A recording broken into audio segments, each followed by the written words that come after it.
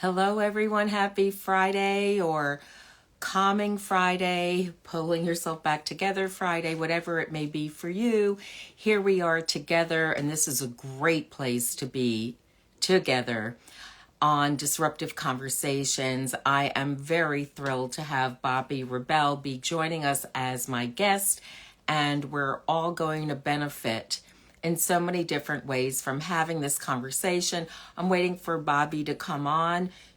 I see her now that she's joined. I'm waiting for her to ask to come live with us.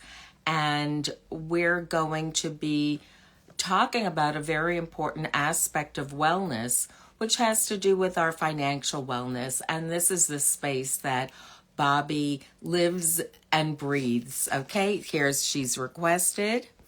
We're going to, and hopefully without any difficulty, we're just going to be moving into more live together.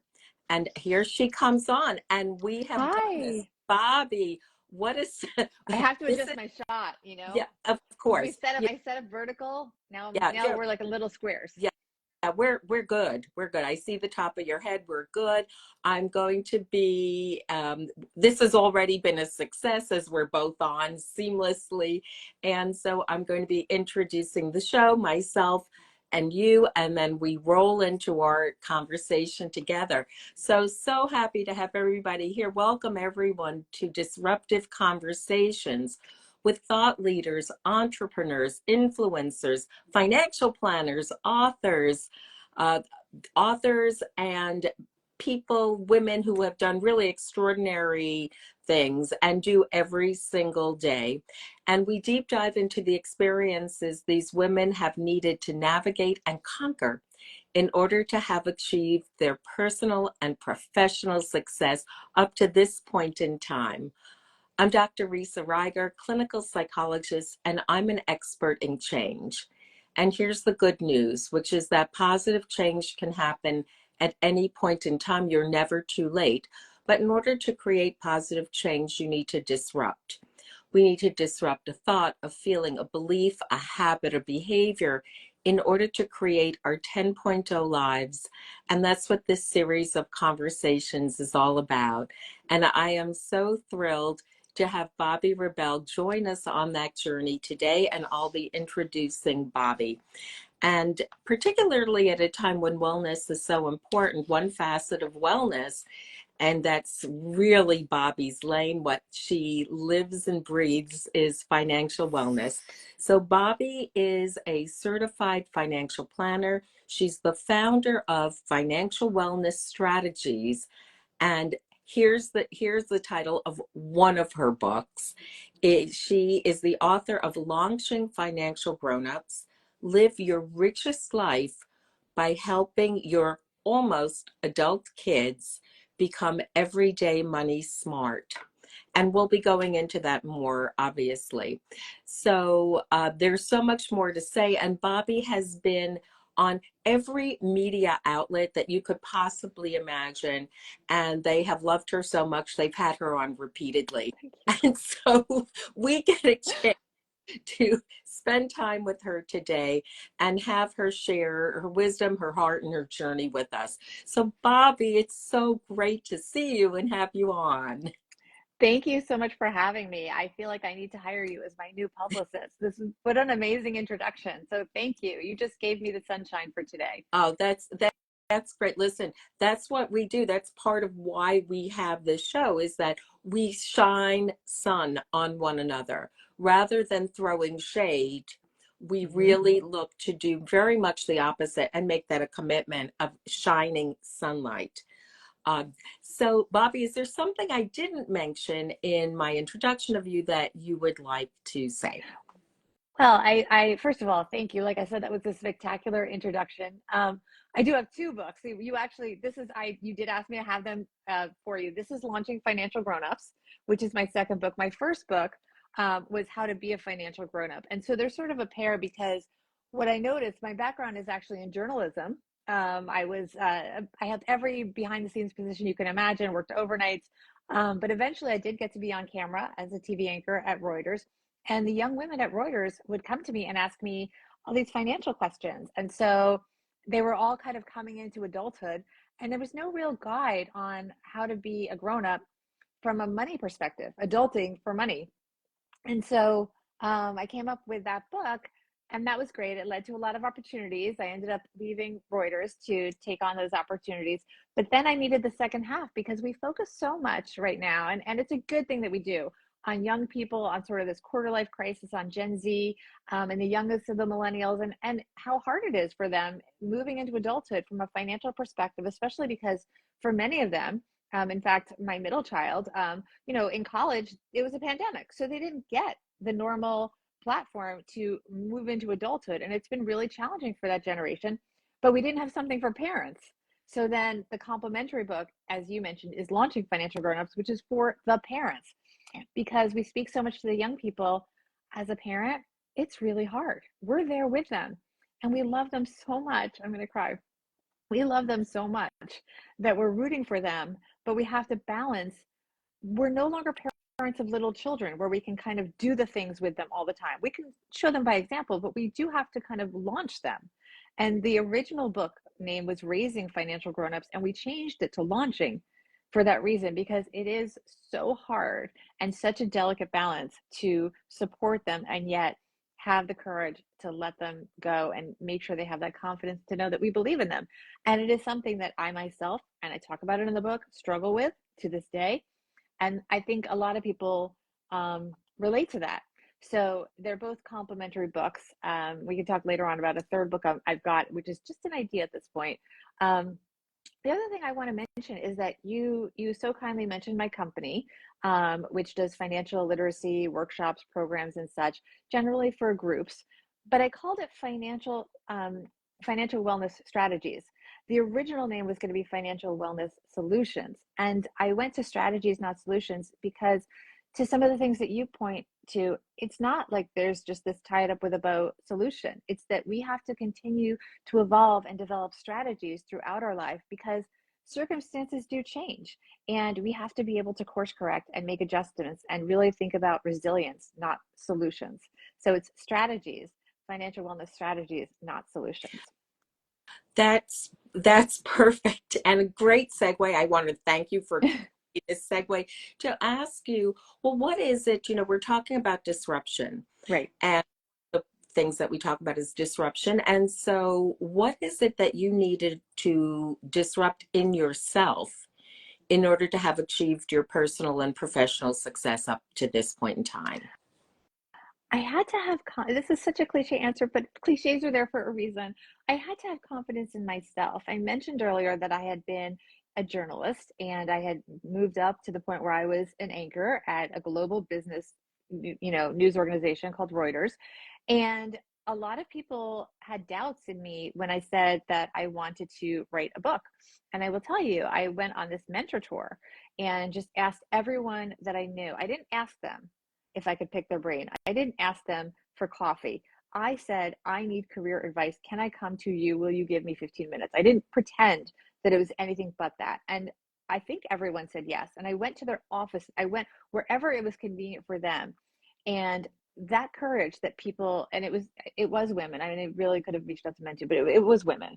It really gave me the courage to write the book when many people, including my direct boss, and some others that I don't want to necessarily mention, did have doubts. I mean, someone said to me that I still work with to this day and I deeply respect, but he said to me, well, hiring a ghostwriter is expensive.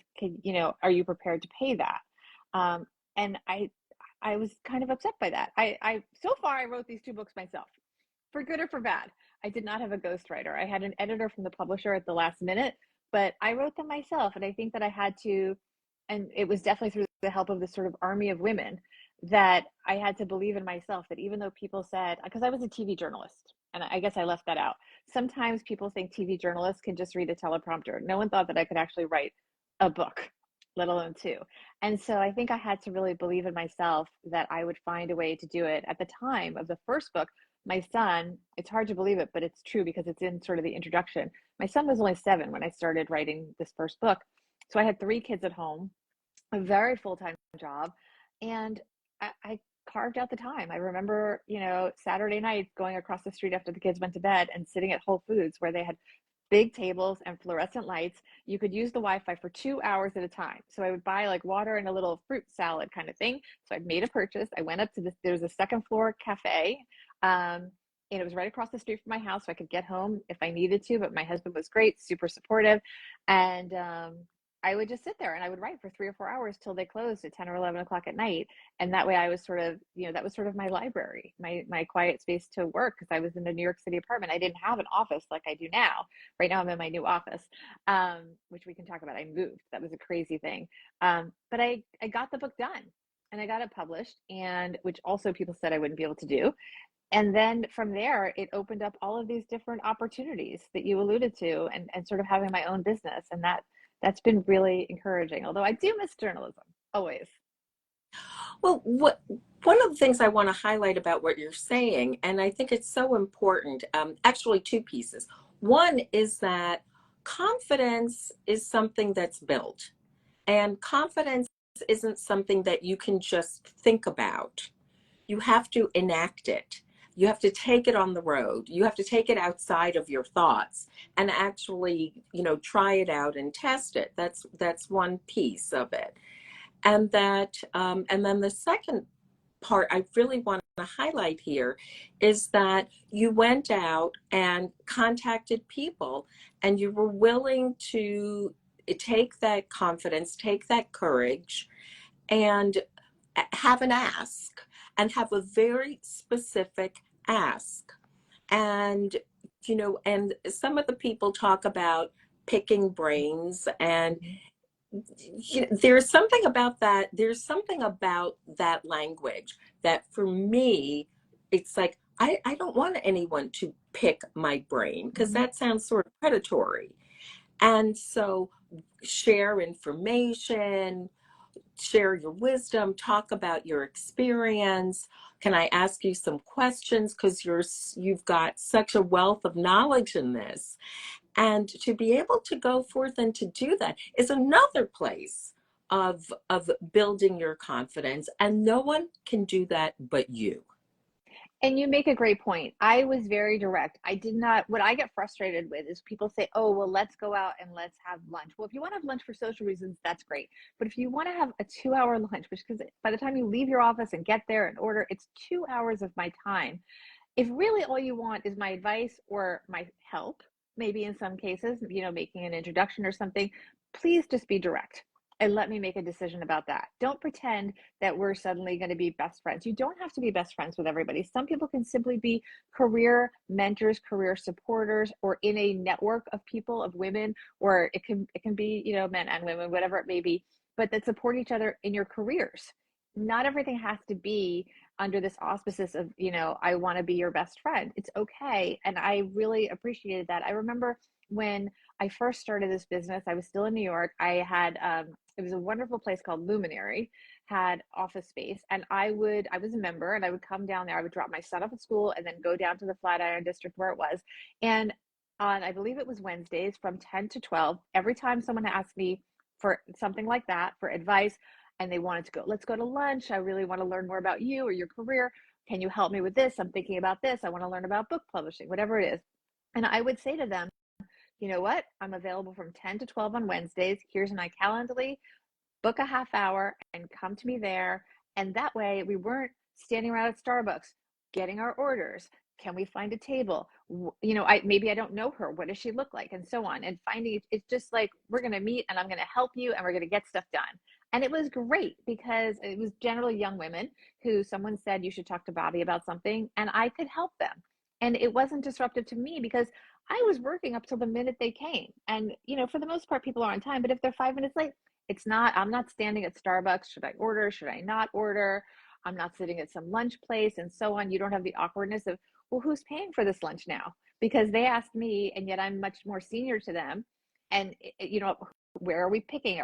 Whose office are we going near? They're coming to me. There's no money involved, and I can work up until that time. And I really advise people to be respectful.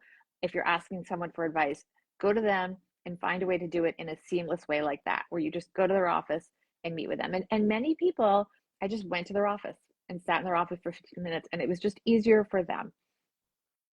So you figure out how to make it work, Mm-hmm. and figuring it out, I think, seems to be one of your mottos Yes. of it may not be one that you've really consciously created, but it certainly is one that you're living from Right. and living through.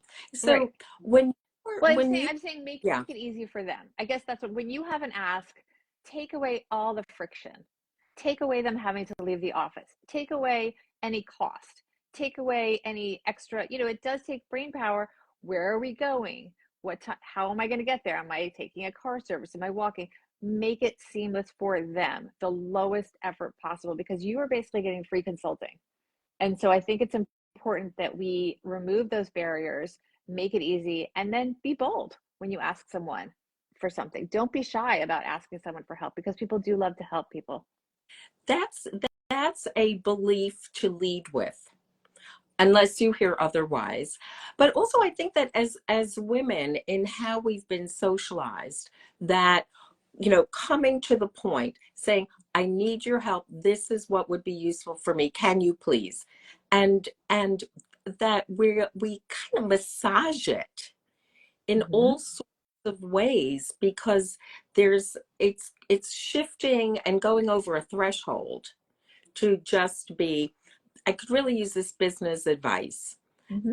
And that there's something about that doesn't just read right, Mm-hmm. I totally agree. How did you get to that? How did you get to being able to just have that clarity and ask the ask? I think that it comes from being sort of in New York City. I hate to say, as someone that just left, but I think you kind of get that hustle in you, and you meet so many interesting people. I look back and I don't think I realized until I looked back a little bit what an interesting journey I had from starting as an intern. And it's interesting because I do have, these young adult children now, and I tell them, how did I get my jobs? Well, it was basically the equivalent of walking in with your resume and just like not taking no for an answer very politely. And that's not really done anymore, because we have all of these electronic tools, which are great to a point, but the human element is really not there. And I remember, even so, to get my CNN internship, which was a huge stepping stone, I just went there, didn't take no for an answer, and then I volunteered for overnights. So I took that extra step because I knew that I would get more opportunity when there were fewer paid people around, and the poor staff on the overnights would give me things to write that I would not have necessarily gotten. And those people that mentored me, by the way, at that time, were people like Maria Bartiromo, like Stuart Varney, um, that really were just exceptional people that gave me opportunities that you won't necessarily get in the busyness of the day. So look for those niches where you can really make a difference, because maybe people don't see the opportunity. Right. Find the spot that is not well traveled. Yes. And where someone could really use the help, where you'll get to do something real. Because sometimes as an intern, it's like, oh, I don't want to teach this person, they're going to leave soon. Mhm. But if it's the middle of the night and you're like, oh, I can help with that, they're like, great, I will take that help, no problem. And then even my first job at CNBC, I was really tenacious. I could not get through to the person that I knew was the decision maker, and I found a neighbor who I knew, who had been a guest on CNN. So I knew him in a quasi professional way because I had dealt with him as, I was still on the 7 a.m. show. When you're on overnights in TV, you're on the 7, 8, 9 a.m. hours. And so I had dealt with him in a professional setting. He had been a famous economist at the time. And I asked him to bring my resume to the person that was in charge of hiring. Her name was Beth Tilson at the time. She later married Roger Ailes, became Beth Ailes, and she gave me my first break. And this person, I saw him, this is really going to date us, in the Blockbuster in my town. And I said, will you hand in my resume? This is the person that needs to get it. I can't seem to get her attention. And he said no. And so I said, well, you're my neighbor. You live right around the corner from me. I'm going to come by, because I was literally just graduated college. I had, moved home till I got a job. And he said no. And so I said, I'll bring the resume anyway. And I brought the resume, and his wife answered the door, Risa. His wife answer the door. And I told her the story. I said, I'm really qualified. I was an intern at CNN and I just graduated from college and I was a communications major and I even have a reel and I'm really well qualified for this entry level job at CNBC. And she looked at me and she goes, I'll take care of it. And let me tell you, a few days later, I got a call from the woman that hired me, Beth Tilson, and she gave me an informational interview. She said, I have nothing open. And a week later, someone quit and there was an opening. And there I was. So I was very tenacious when I was young, but polite, always polite. You know, I didn't take no for an answer, but I reapproached in a very strategic and polite and considerate way, I would say. It it's it really speaks to something that I think it's important just to shout out for a moment, and it really goes across all sorts of areas. Is this entitlement? Mm-hmm. And having having an expectation and working in an expectation kind of way of that you're hoping that something's going to happen, you shift hope into action and you give Mm-hmm. things a try, is very, very different than entitlement. And I'm Mm-hmm. sure that when you're writing your books about finance, that entitlement is something that really does come up in terms of how to navigate this. It does. It is very hard and it's generational. And this is something that we're all struggling with because it's very easy for us, in my case, I'm a Gen Xer, to kind of look at the Gen Z and say, how dare you be so entitled? But rather than that, as with any negotiation, it's important to understand, well, what put them in that position? Well, we did. We're the ones that raised them. So I think we need to take some ownership. Thus, the book for the parents, because we have to recognize we set them up. We often did things with the best intentions of putting them on a pedestal, of saying, everyone gets a trophy.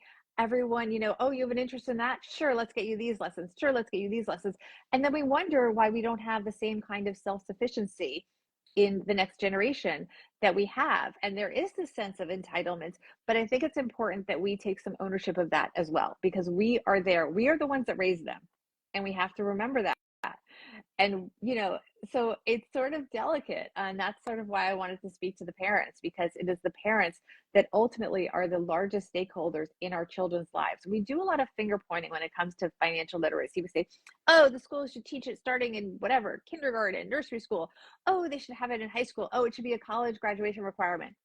Yes to all the things, no problem. However, at the end of the day, those people are generally in your child's life for a very short period of time. And they will not have to deal with any consequences if the child does not become a financial grown-up. We, the parents, are the ones that do manage. We're the ones that have to deal with the consequences. And so it is important that we take charge of it and that we are proactive in making sure that our children understand what it costs to be them, first and foremost, but also what life costs. So it's important. So I talk, for example, about, taking kids from activity to activity and giving them choices with guardrails. So you'll say to them, okay, this is our budget for after school. We can use it to take a taxi, or we can use it to have a snack, and then we're going to walk. If we take a taxi, no snack. You'll just have dinner when you get home. If you want to have a snack, that's fine, but we're going to eat it quickly or take it on the road, and we're going to have to walk to your next activity. And so it's giving them choices, and it's giving them the power to decide how your resources are going to be spent. This sounds so silly, but I think it's really important to, have your kids do things like, even if you're giving them the money on their app, have them pay for the taxi or have them pay for different things, and then ask them, what did that cost? And then you can have a whole conversation right there. Was it worth it? Did you get a good price? Was there a way we could have paid less for it? Would you have made a different choice? I remember once there was there's a few weeks sometimes after school before the camp programs start, and I was working intensely. So because I didn't have a nanny at the time, I was going to put my son, who was probably 11 or 12 at the time, in a program for a week. And he saw the check of what a 1 week program in New York City, which was effectively babysitting. They were doing trips around New York City and all that was great, but he saw the price tag and he was mortified. And he was like, Mom, now that I know that, I'm like, I'm very happy. We should just do play dates with my friends and rotate. You could maybe take one day off from work and all the other moms, and maybe we could just do that, because once he understood how much it cost to have this supervised week, suddenly he had a whole different appreciation for it. He did end up doing that week because I had already signed up for it and was already just paying for it, but he appreciated it more because he understood that this costs money and that he should be ready on time and really pay attention to the teachers and enjoy these field trips, because life's not free. And I think that recognition of kind of letting them see what things cost instead of just saying, I got it, don't worry. A lot of people don't want their kids to worry about money. We don't want them to worry about money, but we want them to be hyper aware of what life costs. And I don't think that's a bad thing. Depending on the age, depending on the maturity of your kid, there are obviously specifics. Every case is unique, but I do think it's important that we speak more about it and let them know a little bit about what it costs to be them as they grow up, and in many cases how fortunate they are. It's so important to do that. And I know that in my work with amazing adults who are parents, that somehow there can be some disconnects here. And so that what can happen, like for example, as you're talking about kids going to college, that Mm-hmm. for students, for kids who haven't really learned about what money is like and how you use it, whether it's regardless of how much it is or isn't, that sometimes parents think, well, here, I'm going to give you money for the semester to Mm-hmm. use going away to school, and here's money for the semester, and just work on it. And these kids have no idea what to do. That's not so bad though, because let them fail. That's Well, okay. Let them fail, run out of money, and then they can maybe get a job or figure it out, yeah. right? But That's the thing. thing is that if there are, because there are kids who have all sorts of, there are kids who have ADD, there are kids who have all sorts of difficulties, and when your executive functioning isn't all the way at the tippy top, it's not that someone's trying to be trying to just spend it and burn it out, but that they don't have the skill set yet. And so if you start when they're in high school or earlier on, and give them a sense of like, here, this is what you have, and some kids can figure it out, but not everyone can. And so to give them more experience, so like, here, let's start with a day, or let's start with a week, and this is what you have, and figure it out and give them that learned experience so they can know what to do. Because sometimes they come in, and I understand what you're saying, and I agree with you about letting, sometimes kids have to like really deal with the consequences of their decisions. But depending on the kid that you have, and kids come in all, they have different styles. So there are the kids who like won't put a penny out, and it's like, well, I really wanted to get a couple of almonds, but I didn't want to spend the money. And then the other ones who are, Yeah. yeah, yippee. And it's not necessarily that they're being irresponsible, but they don't have the skills yet. They're not informed enough to know how you go about doing this. I And could not agree more. Yeah. What I was going to say is that, I agree with everything you're saying. And I also think what's great for parents is to learn who their child is, because you make such an excellent point that every kid is different. I have three, they're all completely different when it comes to how they approach money. And that is challenging for me as a parent. But I think, to your point, that is also an opportunity for parents to put up guardrails, because the majority of kids can learn to be financial grown-ups, but there are some that will always need supports in place. And I think it's important that you put up guardrails for them, especially as they grow into relationships with other people that may be predatory, that may take advantage of them.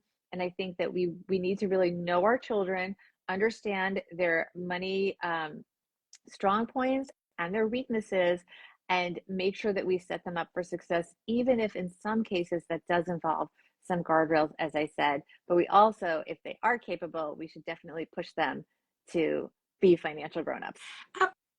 absolutely. And being able to, it's like teaching your kid how to read, you know.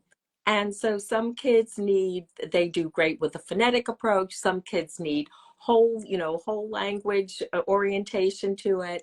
And everyone has different styles. And when you can really look at who your kid is and how you can equip them and have them practice so that they can Yeah, be more equipped and have the skill set. And exactly. and so literacy, I think, is a beautiful way of expressing this, is that you're teaching your kids how to read money. I How do you love that. read, right? Yes. And I'm going to use that. my pleasure. And we have, Bobbi, we have come to time here. And so could you please, two things. I know we're going to be going over just a couple of minutes. Can we do that? Sure. Great. All right.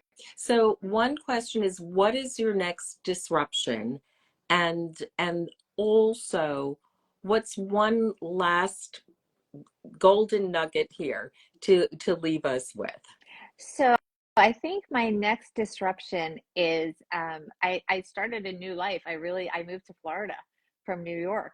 So I think my next disruption is figuring out that new life and figuring out how to balance all the new things that I want to do in my new community with still staying active. I am working on a third book, which I'm very excited about. It's going to focus on financial wellness in the workplace because I think that that's sort of the next place that we spend so much time. And there are so many financial decisions that we make in the workplace, whether it's 401ks, HSAs. It's sort of an alphabet soup that confuses people, even how to do your tax withdrawals, what benefits are worth it. Should you buy pet insurance if it's through your employer, life insurance, everything. There's so many financial decisions, and I didn't even get into retirement plans. So many decisions that are made when you are at work, when you're onboarding, but also ongoing. We don't often check in on what we're doing and make those course corrections. So that's my disruption, is getting my life sort of in order down here, but also that next book. And my takeaway is, I think, just to be resilient and course correct. I know we just got past a big election, and I think it's really important that we as a nation are resilient. And I'm not getting political at all, but I just think that resilience goes to everything. And we need to focus on managing with whatever comes our way and living our best lives as financial grown-ups. That's Couldn't ask for a better end. Like that's like it's like taking the gift box and like tying that beautiful bow that you see on all of the how-to little Oh, videos. You've got. thank you. So we're going to take our cover shot now. Okay. Uh, Okay. Oh, well, I do want to tell people, if anyone's yeah, that you can, beyond following me on Instagram, please subscribe to my newsletter. It's on Substack. So it's just bobbirebell.substack.com, BOBBIREBELL.substack.com. It's called Financial Wellness with Bobbi Rebell. So find me there and here. I'm going to be better at posting on Instagram. Okay. but Now we can do a cover shot. and also, getting updated, getting your mind back into a financial mindset. It's so important to do periodically, and to be able to have your wonderful brain there to learn from Thank is you. just a tremendous resource. Okay, so we're ready for, I don't know if you need a fluff. I'm doing a little fluff here. We could do Do a a little fluff to fluff. hide my That earplug. whatever you need. It's all working. Okay, you're hiding your earplugs. Not now. Okay. I'm seeing. Okay. So, ready? And one more. Bobbi, thank you so much for coming on today. Thrilled to have you. Great conversation. And everyone, remember to follow me. I'm always dropping important information. And if you've missed any part of this show, you can rehear it through Bobbi, through me. And I'm going to be back here next week. Can't wait to see you then. And I've saved a seat for you. See you next time. Thank you. Thanks.